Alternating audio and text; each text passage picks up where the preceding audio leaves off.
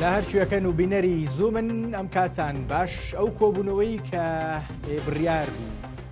هەر لە دوای نەورۆز ئاکانی نەورۆز بکرێ کاندی ئیمرالی بچن لەگەڵ ئەردۆغان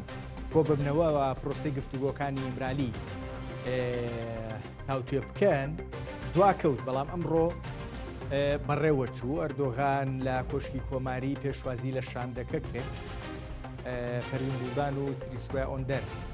لا شاندەکە بوون ئەحمەد تووتیانە بوو بۆچی نازانم قسەکانی پێش کۆبوونەوەکە تا ڕادەیەک ئەرێنی دیار بوون قسەکانی دوای کۆبوونەوەکە بە تایبەتەوەی دەمپارتی زۆر ئەرێنی بوو بەڕوونی ئەڵێن ئەمڕۆ لە دوێنێ گەشتبینترین تەنانەت پێش کۆبوونەوەکە پێشوی ئەردۆغان شاندەکەی دەمپارتی رالی ببینێ بریکاری سەرۆکی گشتی ئاکپارتی بەبەستن ئەردۆغانە بریکارەکەی وتی بەم نزیکانە پەکەکە کۆنگرەی خۆهەڵوەشانەوە ئەنجامەیە دیارە شتەکان پرسەکان ئیتر وردەوردا بەرەو پێشەوە ڕۆن سەرباری ئەوەی ڕاستیەکەی تام ئەخیرە قسەی پەکەکە سەرکردەکانیان بەو ئاراستەیەن کە هیچ شتێکی وا دیار نییە و ئەو با بڵین زەمینەی ئەوانیانێ بۆ ئەنجامدانی گفتوگۆ و کۆنگرە و بۆ هەڵوەشانەوە و ئەوەی کە بە تایبەت ئەبێ بەڕێز و جەلان سەرپەرشتی بکە ڕاستیەکەی هیچی نهاتوتە دی ئایا لەم ماوەی ڕابردووە شتێکی وا پێشکەوتن بە گفتوگۆکانەوە بینراوە و بە دڵنیاییەوە بریکاری سەرۆکی ئاکپارتی بڵێ بەم نزیکانە پەکەکە کۆنگرا بەستێ یان نا ڕاستیەکەی قسێکی تری کرد و تێوانەی کە پێیان وایە پرۆسەکە هێوا شەڕوە و زانیاریەکانیان کەم و کورتە لەم نێوەندای قسێکی دیاریکرا و دەمێکاکرێ ئەوی ژەوەیە ئەم جارە هەم دەوڵەت هەم کوردیش ڕاستیەکەی نایانەوێت زانیاریەکانی تایبەت بە گفتوگۆ زۆر بچنە دەرێ چونکە بە دڵنیاییەوە گفتوگۆیەکی لەو شێوەیە پێشتریش هەروە بووە ئێستش بە دڵنیاییەوە هەروە بێ لە نێوان کورد و دەوڵەتی تورکیا کاتێکە گوزەرێ لە نێوان پەکەکە و دەوڵەتی تورکیاکە گوزەرێ فاکتەرەکانی دەستوەردان دەستکاریکردن زۆرن هەم ناوخۆی هەم دەرەکی بۆیە پێدەچێن جارە بیانەوێ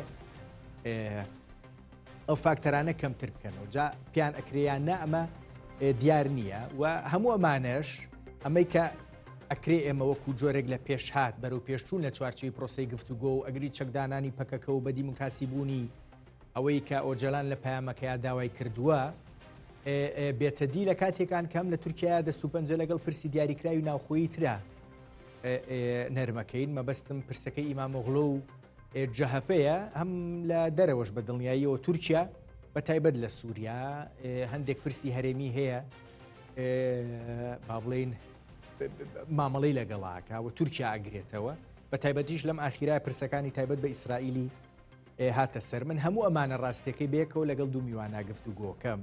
مەسعود زیلان نووسەر بەڕێزیان لە کۆپنهاگن لە دانیمارکەوە لەگەڵمان کەمال چۆمانی توێژەر و خوێندکاری دکتۆرای زانستە سیاسیەکان لە زانکۆی لایپزیگ بەڕێزیان لە لایپزیگی ئەڵمانیاوە لەگەڵمانن هەڤاڵ زیلان هەڤاڵ چۆمانی سڵاوتان لێبێ هیوادارم زۆر زۆر باش بن بەخێر بێن بۆ زووم مامۆستا کەمال ئیزن لە تۆ وەرەگرم لە هەڤاڵ مەسعود زیلانەوە دەست پێەکەم زیاد لە جارێ گفتوگۆمان کردووە بەڕێز زیلان ئەوەی من تێگەیشت بم تۆ پێتوا بوو پرۆسەی گفتوگۆ ئەوەی لە تورکیا هاتۆتە ئارە بڕێکی زۆر تاکتیکیە کەلێنێکی دیاریکرا و گۆشەیەکی دیاریکراوی استراتیژی نابینی لە پرسەکەیە تا ئێستا وا بیری لە یەکەیتەوە کۆبوونەوەکەی ئەمڕۆ بینی و گفتوگۆ یان قسەی ئەرێنی پێش کۆبوونەوەکە و دوای کۆبوونەکەشت بینی هێشتان تاکتیکیە؟ من ڕاستیەکەی هێشتا پرۆسەکە بە ڕسمی دەستی پێ نەکردبووەوە یەکەم چاوپێکەتنێ لەگەڵ ئۆجەلانە لە ئیمرالی ئەنجام نەدرابوو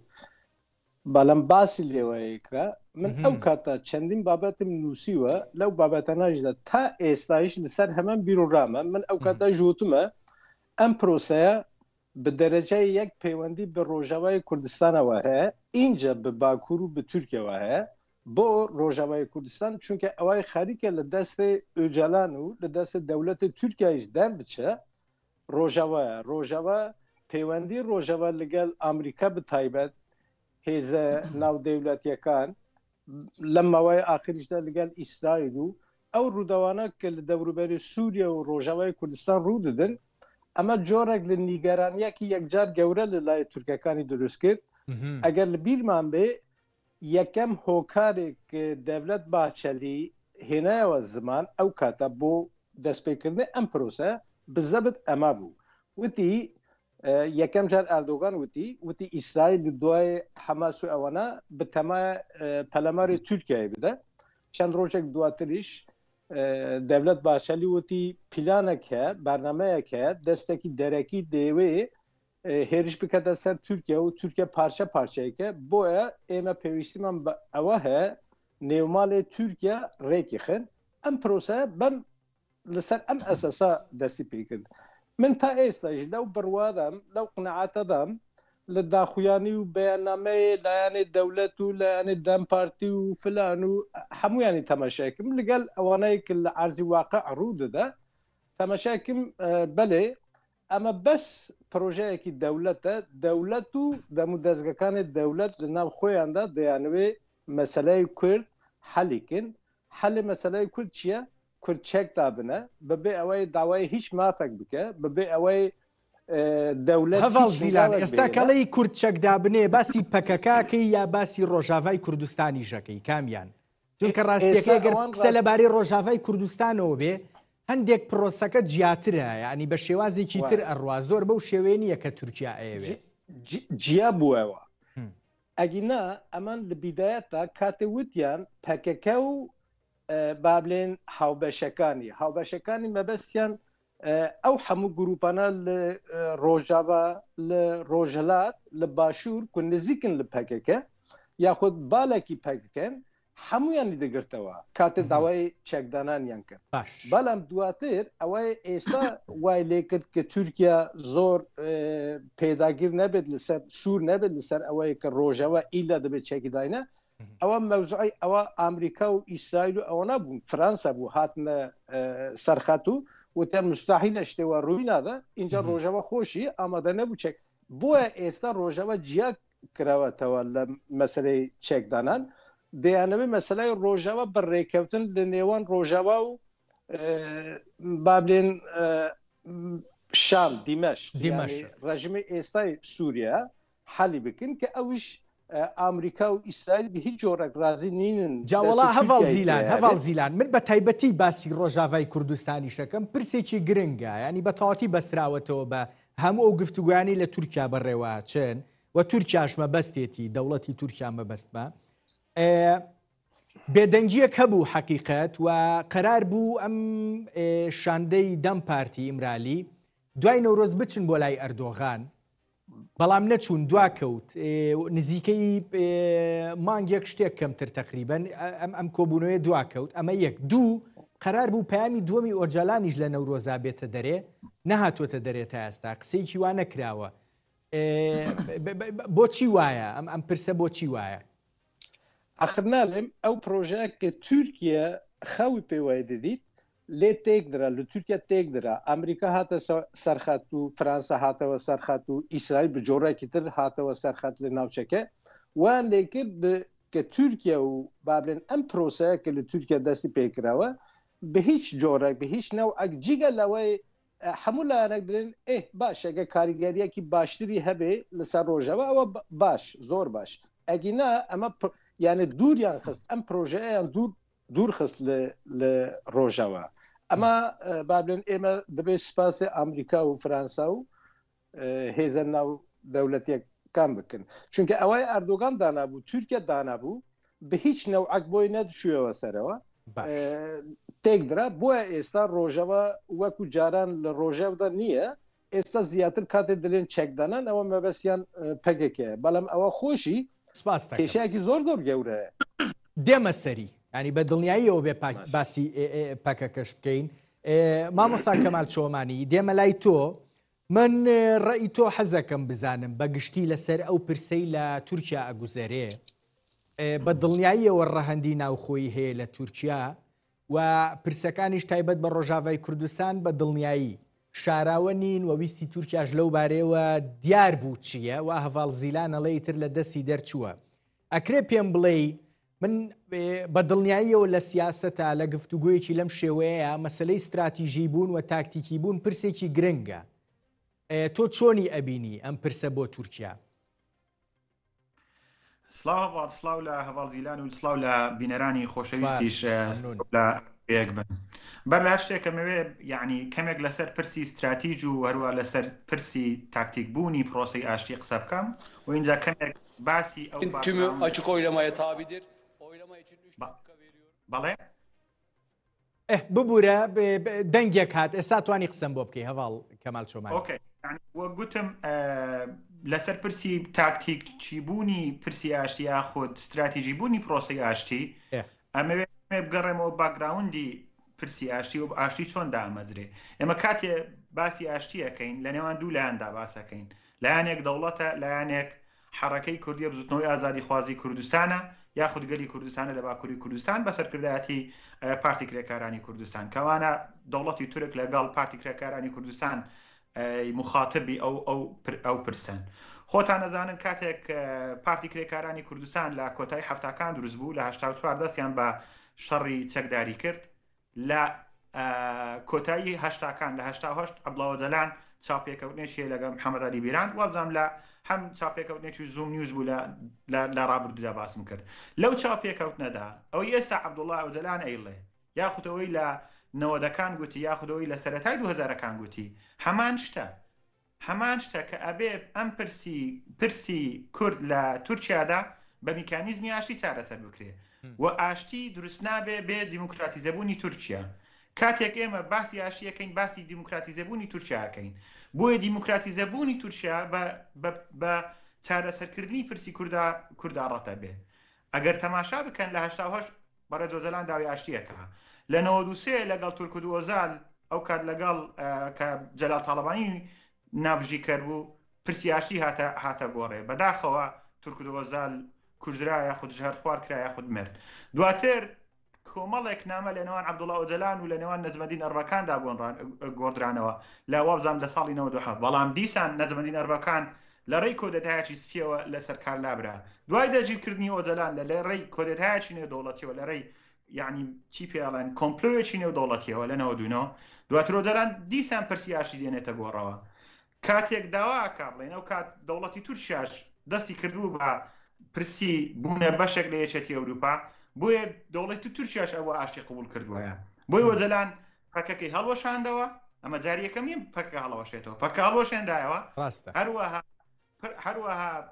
پرسی ئاشتی دەستی پێکرد لە 2006 دەستی پێکرد. اینجا لە 2009 جارێشتر پرسی ئاشتی هاتەوە گۆڕێ.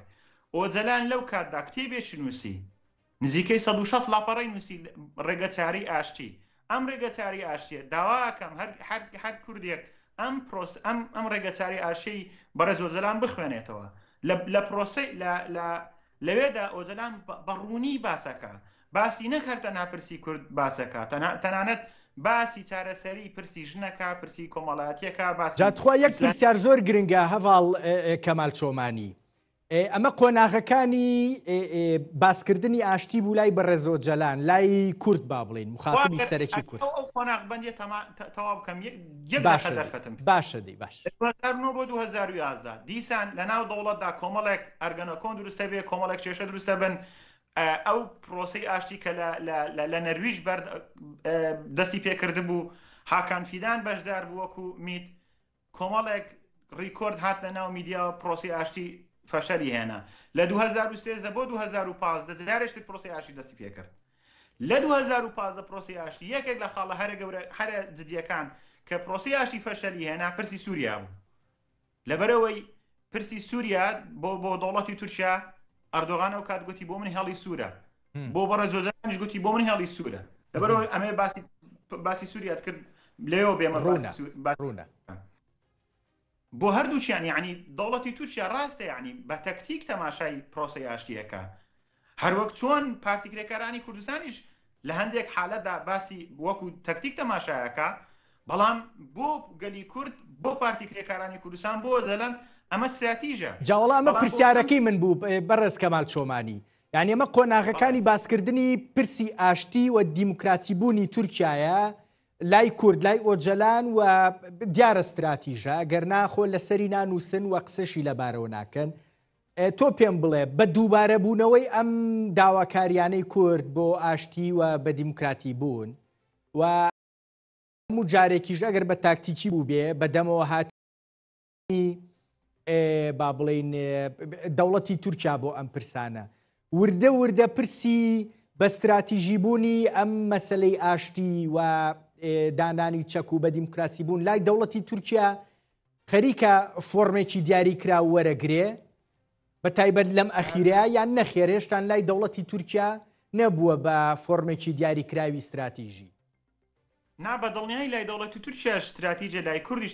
استراتیژە، بەڵام هەردووچیان ئاشتی وەک تاکتیکێک بەکاردێنن، هەردووچیان ئاشتی وەک تاکتیک بەکاردێنن بۆ بەدەستێنانی ئەوەی کە ئەیانەوێ پارتیکرەکانی کوردستان و عەبدوڵڵا ئۆجەلان و گەلی کورد وەروە دەم پارتی وەروە کۆمەلگای مەدەنی گەلی کورد کۆمەڵێک استراتیژیان هەیە، بەڵام بۆ بەدەستێنانی ئەم استراتیژانە ئەبێ کۆمەڵێک تاکتیک بەکاربێنێ لە ڕێی سیاسەتەوە. بۆ دەوڵەتی تورکیاش بە هەمان شێوەیە، دەوڵەتی تورکیا بۆ ئەوەی لە پەکەکە ڕزگاری بێ لە شەڕ و لە شەڕ ڕزگاری بێ بۆی بتوانێت لە کۆمەلگای نێودەوڵەتیدا ڕۆڵێکی تر بجێڕێ، بۆی دیموکراسی هەبێ، بۆی ئابوووریەکەی بەخۆت بێ، بۆی لە سووریا و لە سیاسەتی ئیقلیمیدا پێگەیەکی هەبێ،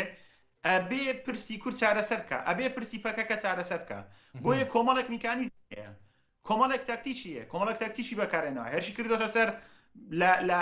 لە 84ەوە شەڕەکە بە ئاسن و بە ئاگر کوردستان وێرانەکە، تۆ بارانەکە، گەریلاکانی پەکە شەهیدەکە،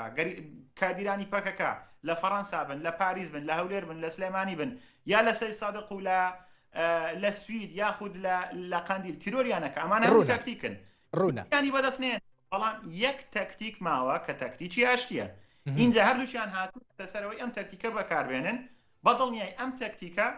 ئەبێ بێتە استراتیژ. ئەگەر نەبێتە استراتیژ وەک زۆربەی پرۆسەکانی ئاشتی لە دنیادا ئەوانەی کە وەکو تاکتیک بەکاریهێنن نابێتە استراتیژ فەشەلێنێ. باش سواز دەکەم. وەڵا دواتر من ئەم پرسەت لەگەڵا تاوتویەکەم زۆر گرنگە مەسەلەی تاکتیکی بوون و استراتیژی بوونەکە. بزانین ئەوەی ئێستاوە وردە ئیتر هەنگاوەنێ و چوزانم هەردوو لا دەست و پەنجەی لەگەڵان نەرمەکەن فاکتەرەکانی ئەوەی کە لە هەردوو لا بە تەواتی وەکو استراتیژ مامەڵی لەگەڵا بکەن لە ئارادانیاننا ئەم فاکتەری ناوخۆی هەم دەرەکی. بەڵام هەڤاڵ مەسعود زیلان تۆ شتێکم پێ بڵێ بەڕاستی ئەوە باست کرد کە پرسی ڕۆژاڤا مەسلەی سووریا لە دەستی تورکیا دەرهێنراتەوە و ئەوەی ئەردۆغانەی ویست بۆ کورد لە سووریا بۆی جێبەجێ نابێت تەواو لەبارەی ناوخۆی تورکیاوە و لەبارەی پەکەکەشەوە بە دڵنیایی شتێکی دیاریکراو ماوە تورکیا بیەوێ ئیشی لەسەر بکە و ئەردۆغان ناچار بێ بەردەوام بێ لەم پرۆسەی گفتوگوۆیە یان نەخێر کاتێک گرنگترین شت بۆ ئەو کە مەسەلەی سووریا بوو لە دەستەچێ ئیتر لەوە چه هیچ گەرم و گوڕیەکی نەمێنێ بۆ پرسەکانی دیکە و بۆ مەسەلەی گفتوگۆ تەنانەت بە چەکدانانی پەکەکەیشەوە. تو تەماشە ئەم پرۆسەیە عەلە ئەساس بۆ چییە؟ بۆ ببۆرە بۆ دەموکراتیزەکردنی تورکیا وانە؟ وایە بۆ هەردوو لایش وا دەڵێن. من پێم وایە ناخێر تورکیا بەم عەقڵە بەم عەقڵیەتە بەم دەوڵەتداریە مستەحیلە دەموکراتیزە بکرێت نابێت. ئەمە دەموکراتیزەبوونی تورکیا یعنی پارچەبوونی تورکیا یعنی وێرانبوونی تورکیا یعنی نەمانی تورکیا ناتوانە دەموکراتیزە ببێت. عێراق دەتوانە دەموکراتیزە حتا سووریا دەتوانە دەموکراتیزە ببێت بەرامبەر مەسەلەی کورد، بەڵام تورکیا مستەحیلە تورکیا ناتوانێت دەموکراتیزە ببێت. تو تەماشای ئەم گەمەیە بکە. ئەردۆغان لە ماوەی ڕابردووە 2 هەفتە تقریبان پێشێستا بە تەلەفۆن لەگەڵ ترامپە قسە کرد و ڕۆژێ دوایێ ئەوەیە کە ئێستا ڕکابەریەتی بۆ پۆستی سەرۆکۆماری کە سەرۆکی شارەوانی ئستەمبۆلە ئەکرەم ئیمامۆغلو بەلێ یەکسەر ڕۆژێ دوایێ ئەوەی ئەردۆغان لەگەڵ ترامپە قسە کرد ئەو کابرا ئێستا لە سژنایە. من لێرە دانانشم وەکو کوردێک پشگیری لە ئەکرەم ئیمامەوەلو لە مافێ ئەکرەم ئیمامەوەلو فرن ئەوە مەسەلەی من نییە با تورکیەکان خۆیان ئەو مەسەلە حەلی بکن بەڵام لێرەدا تو تەماشا لەو ڕۆژەوە ئێستا هەموو ڕۆژێک بە میلیۆنەهان یەکەم جار ب 100,000 و 200,000 و 500,000 ئێستا گیشتە میلیۆنان بە میلیۆنەهان خەڵق لەسەر شەقامە خەڵق سژن دەکرێت خەڵق بۆی نییە مزاهرە بکە خەڵق بۆی نییە بیرروڕای خۆی دەرببڕێ ئەمە بە دەموکراتیزەکردنی تورکیا تو تەماشا بکە لەلایەک هەر لەگەڵ دەستپێکردنی ئەم پرۆسەیە لەگەڵ پەکەکەیە وای لێ کرد کورد بێدەنگ بێت شەقامی کورد بێدەنگ بن ئەگینا بێنەرەوە پێش چاوی خۆت ئێستا لەم حالەتەدا کە لە ئستەمبۆل و لە ئەنقەرە و ئیزمیر و لە هەموو شارێکی تورکیا مزارەی گەورە گەورە میلیۆنی هەن ئەی ئەگەر هاتو ئەم پرۆسەیە نەبووایە بەیانە و بەهانەی ئەم پرۆسەیەوە ئەگەر کوردەکانیش بڕشتانەیە سەر شەقام ئێستا تورکیا وەزاکی تر بوو مەنزەرەی تورکیا و دیمەنی تورکیا بۆ ئەوروپا بۆ ئەمریکا بۆ دنیا تشتێکی تر دەردەخست یعنی ئەردۆگان لەلایەک ئێستا کوردەکان بێدەنگی کرد دووری خست بابێن لە شەقامەکان لە مزارە و نەڕازی بوون و فلان وەوەنە دژاتی ئۆپۆزیسیۆنی خۆی ئۆپۆزیسیۆنی تورکیەکە ئێستا یعنی ئەمە بەس مەسعود زیلانێکی وازەحە ڕوونە ئەمە تەواو وایە بەڵام یەک پرسی دیاریکراو هەیە لێکدانەوەیکی دیکەی ڕاستیەکەی من حەزەکەم وەکو پرسیارێک وەکو فۆرمێکی دیاریکراوی بیرکردنەوە باسی بکەم ئەمیژەوەیە کە گوایە ئەردۆغان بۆ ئەوی بتوانێت پرۆسەیەکی دیاریکراوی بە دیموکراسی بوون کرانەوە بەڕووی کووردا جێبەجێ بکە ناچارە جەهەپە لاواز بکە جەهەپە کە ڕۆحی دەوڵەتی تورکیایە ئەمە ژێکێکە لە بیرکردنەوەکان جا چەند ڕاستە تێگەیشتێکی گونجاوەیان نا ئەوە تۆ پێم بڵێ من سەبارەت بەو پرسیارە من بۆ چوونەکەم ئاوەیە ئەمە زۆر جار باسم کردووە ئێستا لە نێوان ئەردۆگان و ئەو ئایدۆلۆژیای ئەردۆگان و سیستەمێک ئەردۆگان دەیەوێت جێگیرکە لە تورکیا لەگەڵ ئەوەی جەهاپە کە درێژە پێدراوێ خەتەکەی ئاتاتورکە کەمالیزمە ڕێک لە دژی یەکن ئەردۆگان دەیەوێت کۆتایی بە یەکجاری کۆتایی بە کەمالیزم بینە بە هیچ ئەسەرێکی کەمالیزم بە دەوڵەتی تورکیاوە نەمێنێت کێشەی ئەردۆگان لەگەڵ جەهاپەیە ئەمە ئێستا دەبێت یەکلایی کەرەوە بەڵام ئەردۆگان زۆر تەنگاوە ئێستا لە ڕووی وەختە تەنگاوە چونکە بەپێ قانون و یاسای ئێستا ئەگەر چەند ئەردۆگان گوێ نادەتە قانون و یاسای خۆشی بەپێ قانون و یاسا ئەردۆگان ناچارە ئێستا لە 2028 هەڵبژاردنەی سەر و کۆماری بکە و دیسان بەپێ قانون و یاسای تورکیا ئەردۆگان بە هیچ نەوعەک بۆی نییە کاندید بێت لەم هەڵبژاردنە داهاتووە بەڵام ئەوەی ئەردۆگان لە ناوخۆی تورکیا ئێستا بەم پرۆسەیە کە لەگەڵ پەکێکە دەستی پێ کردووە ئەوەی ئەردۆگان دەیەوێت بە دەستی بهێنە بۆ ئەوەی وەکو خۆت ئاماژەت پێکرد لەلایەک لاوازکردنی جەهەپە لەلایەکی تر مسۆگەرکردنی پۆستەکەی خۆی یەکشتم پێ بڵێ هەڤاڵ زیلان یەکشتم پێ بڵێ بۆ کورد من کوردم بەلاوە گرنگە لەم پرسیاوە ئەمە لە بەڕێستانە پرسم جەهەپە لاواز بێەوە ئەردۆغان 4 ساڵی تر لە 2028 تا ببێتەوە بە سەرۆک کۆماری تورکیا بۆ کورد باشە من کەڵم جەهەپە دووبارەیەکەمەوە ڕۆحی دەوڵەتی تورکی کەمالیزم یان کورد نەچێتە ئەم پرۆسەیە کە ئەردۆغانەیەوێ کامیان ئەگەر ئەوەی ناو دڵی خۆم بڵێم من پێم باشە ئەردۆگان بمێنە ئەردۆگان بۆ بمێنە چونکە جەهەپە ئەگەر بێت جەهەپە مەترسی جارانی نییە لە کێشەی کورد و قەزیای کوردەوەنە خۆت زانی جەهەپە یەکەم حزبە لە تورکیا یەک کە دەوڵەتی دامەزرن دەوڵەتی تورکیای دامەزرن کەرەسا تێبا بڵێن قاتلیامێ کۆچگیری زیلان ئارارات شێخ سعید ڕزا دێرسم هەموو ئەمانە لە سەردەمی جەهەپە و بەدەستی جەهەپە ئەنجام دراون بەدەستی دەوڵەتی جەهەپە ئەنجام دراون یعنی جەهەپە لە ئاک پارتی لە سەردەمی ئاک پارتی لە چاو ئەودا یەک زەرە باشتر نەبووە بۆ کورد بەڵام کێشەکە ئێستا ئەوە یاخود وازەکە ئێستا ئەوە مادەم لایەنەکەی تر کە لایەنی ئیسلامیە و کۆنسەرواتیڤە و حتا مەهەپە کە ئێستا هاتووتە ناو پرۆسەیە ئەم پرۆسەیە ئەوەی پارتیەکەی نژادپەرست ئێستا مادەم ئەوان باسی کێشەی کوردەکەن کەواتە ئەوە بۆ جیهاپایش ئاسانتر بووە کە باسی بوونێ کورد و کێشەی کورد و ئەوە بکەن حتا دەڵێن ئێمە باشتر دەتوانن پرسێ کورد چارەسەری بکەن. سوپاس دەکەم. ئایەوە شتێکی ترە. سوپاس دەکەم دێمە وڵات بە دڵنیاییەوە. کاک کەمال چۆمانی باسی مەسلەی تاکتیبوون و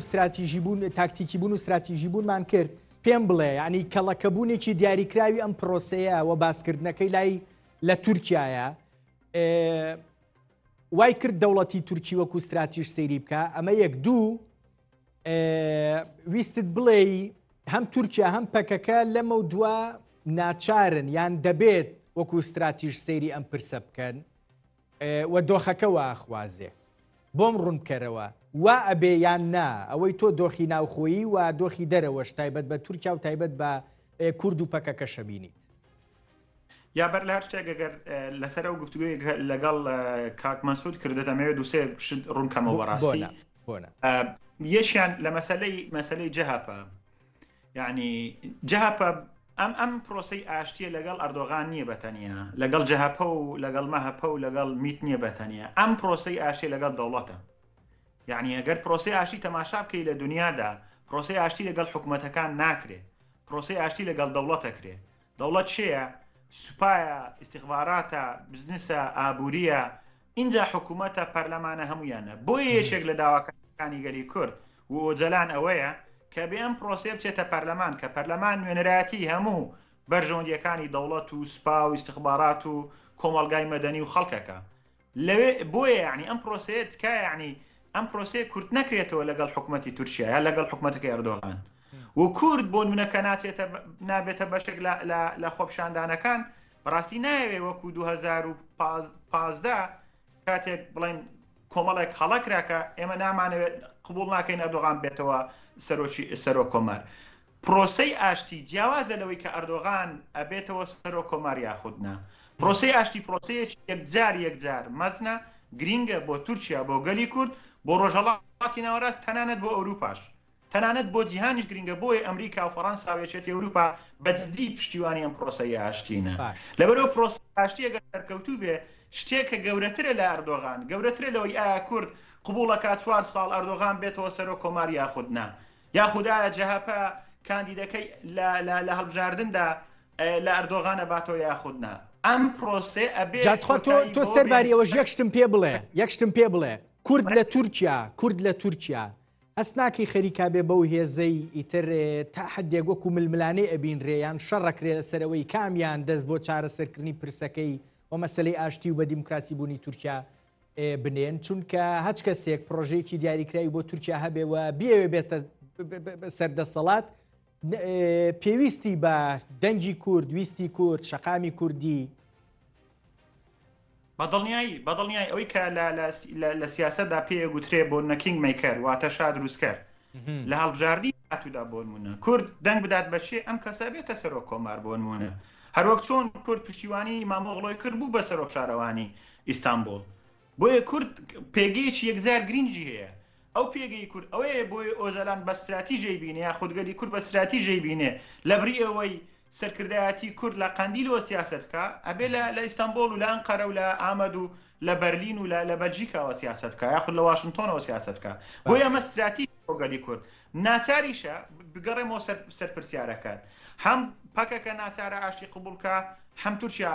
ناچارە ئاشتی قبولکە. ئەم پرۆسێ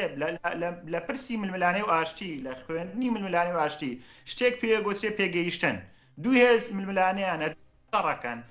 ئەم شەڕەکان هیچیان نەپەکەکە توانی کوردستان ڕزگار بکە چکە پەکازانێک کوردستان بەو ڕزگار ناکرێت لە دۆخێکی وادا ئامانجی پەکەکە ئاشتی بووە ئامانجی پەکەوە بۆ کە دەوڵەت قبولکە گەلی کوردەیە و تورکیاش لە پرۆسێسی ئەوەیدا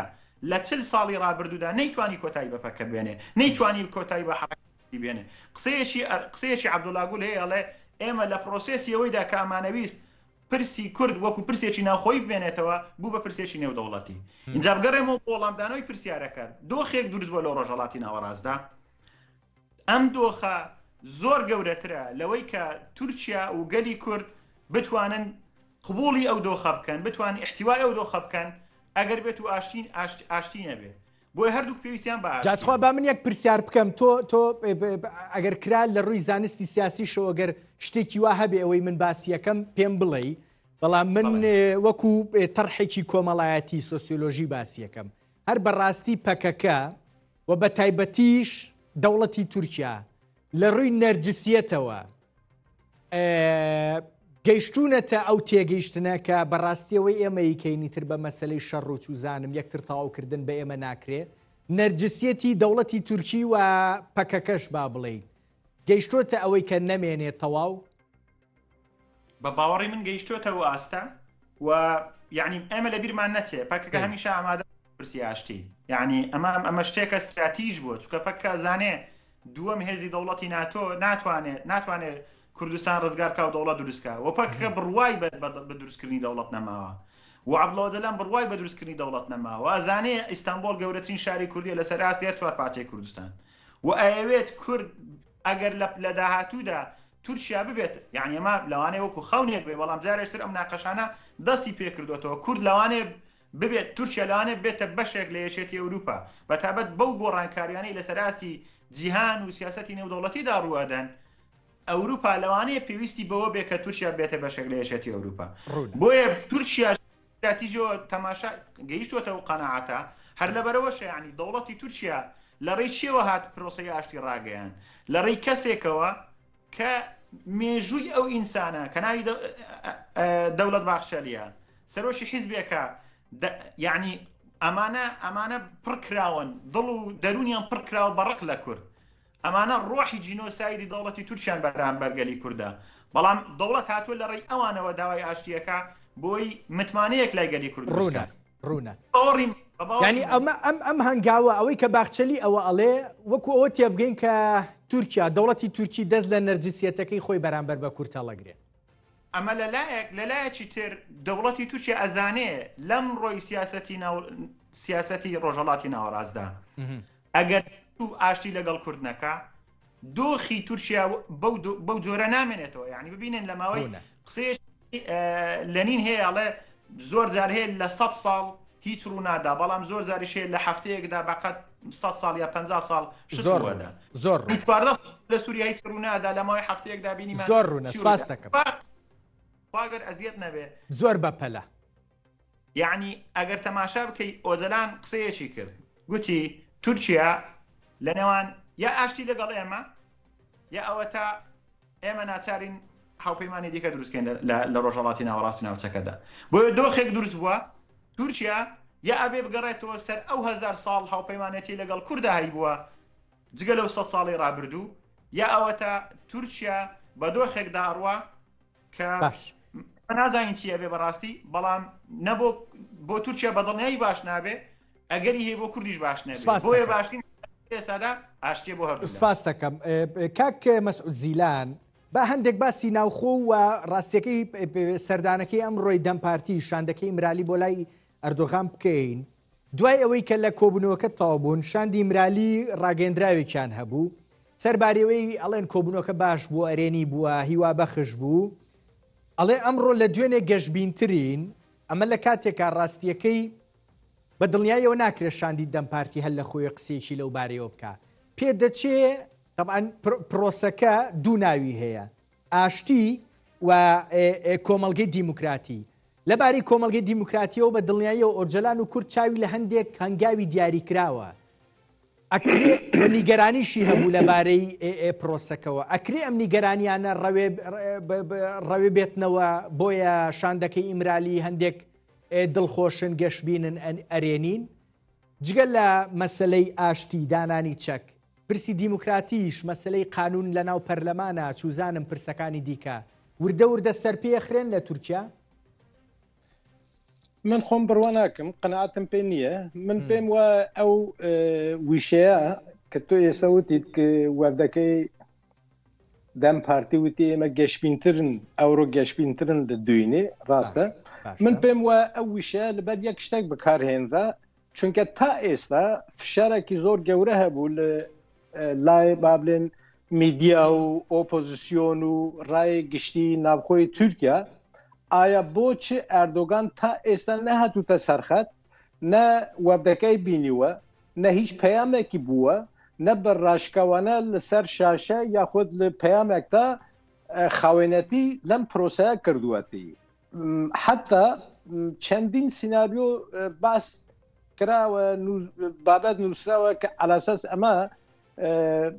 شتێکی بابلێن شتێک نییە ئەردۆگان و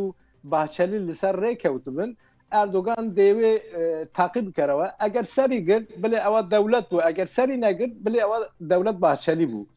من پێم وە ئەو پەیامە کە ئێستا ئەم وەفدا وتی ئەوە ئێمە ئەمڕۆ گەشتبینترن لە دوینێ ئەوە لەبەر ئەوەی ئەردۆگان یەکەم جارە پێشوازی لە وەفداکە لەگەڵ ئەو وەفدا دانیشە کەواتە ئەردۆگان لە ئەمڕۆ بدووەوە بووە بەشێک لەم پرۆسەیەک باچەلی دەستی پێکرد بوو. جا تۆ کاریگەریەکەیم پێ بڵێ ئەمە چ کاریگەریەکی لەسەر پرۆسەکە هەیە؟ هیچ کاریگەرێکی کاکەوە داوا دەکرێت لەلایەک ئێستا مەسەلا ئیبراهیم کالن سەرۆکی میت ئەوش ئەو وێنە ئێوە ئێستا پیشەنتاندا ئیبراهیم کالنی تێ نەبوو بەڵام ئیبراهیم کالن لە دانیشتەکە ئامادە باشە دەبێت ئینسان لە خۆی پرسیار بکە پرۆسەیە دەموکراسی کە حکومەت بەڕێوای دەبە باشە چه ئیشێ میت هەیە لەم دانیشتنەدا آخر مەسعود زیلان مامۆستا کەمال چۆمانی وتی ئەمە پرۆسەی گفتوگوی لەگەڵ دەوڵەتە خۆتەن میتیش بەشێکە لە دەوڵەت بە دڵنیاییەوە میت ئەگەر بێوێت تێکی ئەیە ئەگەر بیشێوێ ئەتوانێت سەریخە کەواتە من چۆن تێگەن ئەمە بۆ نمونە ئامادەبوونی ئیبراهیم کالن من هەروەکو خۆم تا ئێستا تێگەیشتم ئەوە تێدەگەم ئەم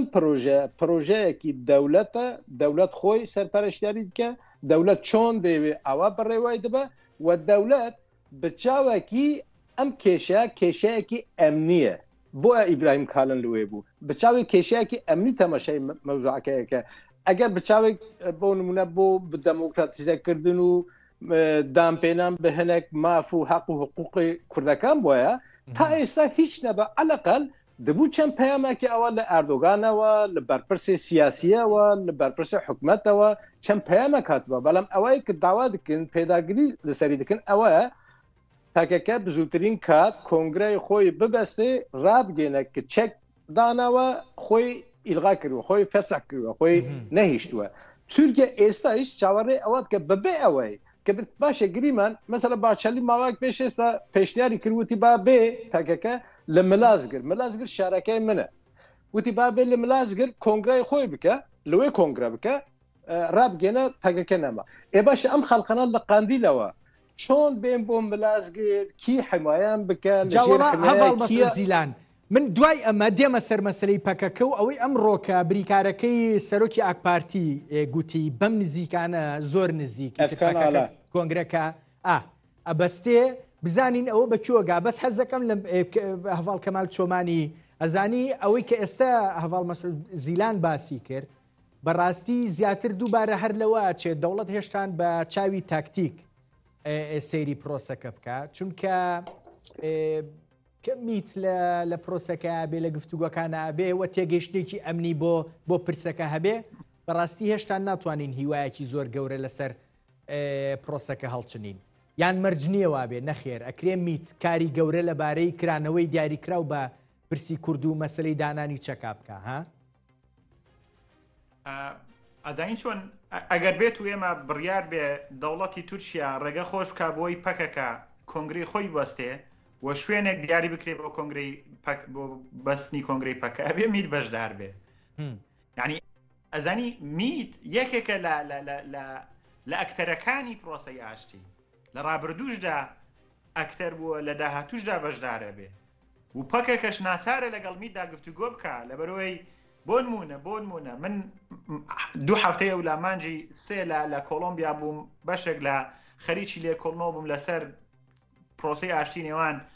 بزوتنەوەی فارکۆر و حکوومەتی کۆلۆمبیا دوای پرۆسەی کە بڵین 13,000 چەکدار خۆیان ئیمزایان کردووەکە ئەمە پرۆسەی ئاشتی جێبەجێ بوو وەروە 300 لاپەڕیان نووسی دەوڵەت و هەردوو لەسەر ڕێککەوتن بەڵام دواتر نزیکەی تا ئێستا 400 گەریلایان کوژراوە 400 کادریان کوژراوە بۆیە هەرچەندە شتەکە ئالۆسرە من وا زۆر سادەیەکەمەوە بەشێک لە جەماعەتی فارق جارێشتر گەڕاونەتەوە ناو جەنگەڵ و ناو شاخەکان بۆی یعنی خەواتی چەکداریان دەست پێ کردوتەوە بۆیە میتە بێ بەشدار بێ لەبەرەوەی پەکەکە پرۆسی ئاشتی ناچێتە ناو ئاشتی و ئەگەر 100% دڵنیانە بێ سبەی نێو گەریدانەی پەکەکە دێنەوە ناو ئەی تای دیموکراسی وەڵای خۆ معقولە زۆر معقولە لی تێگەم بەڵام لە پەیامەکەی بەڕە زۆر جالانە ناوی بانگەوازی ئاشتی و کۆمەڵگەی دیموکراتیە ئەمە ئاشتیەکە با بڵێن قەیناکە بامیت بەشدار بێ ئەی کۆمەڵگەی دیموکراتی بۆ دامەزراوەکانی دیکەی دەوڵەتی تورکیا نابینین بۆ هەنگاونان بەرەو دیموکراتی کوا پەرلەمان کوا پارتە سیاسیەکان هەڤاڵجیان یعنی ببوورە من نبینم لەبەرۆ ناوت نازانم یعنی گۆکەدان کاکە ڕەنج لە پرۆسی ئاشتیدا یعنی ئێمە باسی پرۆسی ئاشتیەکەین ئێمە باسی پرۆسەیەکەکەین کە 40 ساڵە شەڕە لە نێوان دوو لایەندا 20,000 کەس کوژراوە لە ناو تورکیادا کە هەر بکوژیان نادیارە کە ئەسەر دەیان 1000 کەس لە ناو زیندانەکاندایە دەیان 1000 کورد و ئاوارەی ئەوروپا و ئەمریکا بووە هەزاران خەڵک ئاوارە بووە ئێستاش ئاوارەی کوردانی باکووری کوردستان لە مەخمورە ئێمە باسی پرۆسەیەکی ئاشتیەکەین کە ڕۆژانە درۆنەکان بەدوای گەریلاکانی پەکە داگەڕێن بە دوای چالەکانی پەکە داگەڕێن ئێمە پرۆسەیەکەکەین کە تا ئێستاش سەرۆشی ئەو پارتەی کە ئێستا ئەمڕۆ ئەردۆغانی بینیوە لە زینداندا بەهۆی وەکی باسی پەکەکەی کردووە باسی ئاشتی کردووە ئێمە باسی چارەسەرکردنی کێشەی من و تۆ ناکەین لە 97 قسەی ڕوونە پرسێکی ئاڵۆزە پرسێکی ئارلۆز و با بڵێن ڕەگوڕیشێکی دوور و درێژی هەیە بە ماڵی فاکتەرە ئەمە فاکتەری ناوخۆی هەیە ناودۆڵەتی ئیقلیمی هەیە زۆر ڕوو یەک شتی تر خۆ ئەگەر ئەزیێت نەبێ ئێمە نابێەوە لە بیرکەین ئێمە باسی پرۆسی ئاشتیەکەین ئێستا میت لە ناودا پەرلەمان دێتە ناو دواتر هەموو کارکتەرەکان دێتە ناو دواتر باسی ئەوە کرێت ئەگاتە ئەوە هەڤاڵ کەمال چۆمانی ئەگاتە ئەوە بەدڵنی بە قەناعەتی پرۆسی ئاشتی بۆیە سواس دەکەم بچمۆ لای هەڤاڵ مەسعود زیلان لەبارەی پەکەکەەوە حەزەکەم پرسیاری لێ بکەم بەڕە زیلان بریکارەکەی ئاکپارتیەڵێ بەم نزیکانە پەکەکە کۆنگرا بەستێەوە کۆنگرەی هەڵوەشانەوەشە تۆ پێم بڵێ زەمینەکانی بەستنی کۆنگرە بۆ پەکەکە فراهەم بوون هەتا بەم دڵنیاییە بریکارەی ئەردۆغان بڵێ بەم نزیکانە کۆنگرەکە بەسترێەوە پەکەکە ژەڵەوەشێتەوە تۆ پێم بڵێ بە کورتی بزەبت ئەو پرسیارە وەڵامی ئەو پرسیارە لە بەیانەیەوە لە کەنالە تورکیەکان لە هەموو کەنالێک مناقشە دەکرێت هەر ئەو پرسیارە دەکرێت دلێ باشە ئێستا ئێمە داوایەکن ئەمانە بین کۆنگرای خۆیان بکەن ئەوە ئەفکان ئالا ئەوەی تو باسکی ئەفکان ئالا وەزیری ناوخۆی جاران بوو ڕاستە ئێستا جێگرێ ئەردۆگانە جێگرێ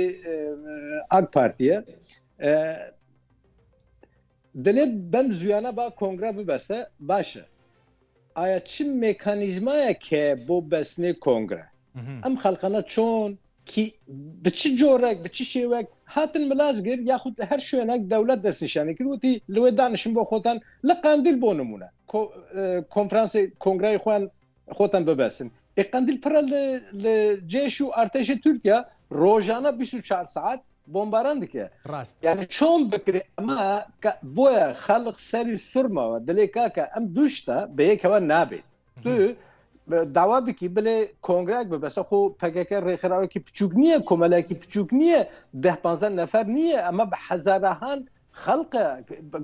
کۆنگرای بەسنی کۆنگرای پەکەکە ئەوە ئاسان نییە لە هەموو شوێنێک ناتوانانی ببەستی ئەمە پاراستنی دوێ ئەمە لۆژیستیکی دوێ ئەمە هاتوچۆی دوێ ئەمە ئامادەکاری دوێ باشە ئەم هیچ هنگاوێک دەولەت ئامادە نییە بهێنە بۆ کاراسانی بۆ بەچی لەبارەی سەرپەرشتی کۆنگرەکە لەلایەن ئۆجەلانەوە کە پەکەکە داوایەکە ئەوەش نابینین ئەوە ئەنزانی چییە کورت و کورمانجی ئەو پەیامە برادرانی پەکەکە لە قاندیل و لێرە و لێ دلێن زۆر ڕاستە پەیامێکی سیاسی زۆر ڕاستە دلێن باشە مادەم عەبدولۆژان سەرۆکی حزبایە ڕێ پێ بدن ئیجازە پێ بدن ئازادیکن با فەرمو بێ خۆی سەرپەرشتی کۆنگرە بکە من ئەمە چۆن لە قەلەم دمزانی یعنی ئەمە مستحیلە نابێت چونکە تو تەسەور دیکەیانە دەوڵەتی تورکیا عەبدوڵڵا ئۆجاڵن سەربەست کە ئازاد کە بنێرە بۆ قاندیل بڕۆ کۆنگرا ببەستە نییە لە دنیا بەڕست کەمان سۆمانی تۆ گەشت بووین بووی پێم بڵێ ئۆجەلان بەرەیرێ با بڵێن لە زیندان ئازاد دەکرێ یان چوزانم ڕەوشی زیندانی ئەگۆڕێ بۆی بتوانێت سەرپەرشتی کۆنگرەی پەکەکە بکە بەڵێ یان نەخێر بە بڕوای من بەڵێ بەڵێ ئەگۆڕێ و ئۆجەلان گۆڕێەوە ئەگەر تخوایەک یەکشت بڵێن زۆر بەپەلە زۆر بەپەلە ئێمە کە باسی ئاشتیەکەین باسی ئاشتێک ناکەین پەککە تەسلیم بێ باسی ئاشتیەکەکەین کە داواکانی پەککە و مافی کورد جێبەجێ بێ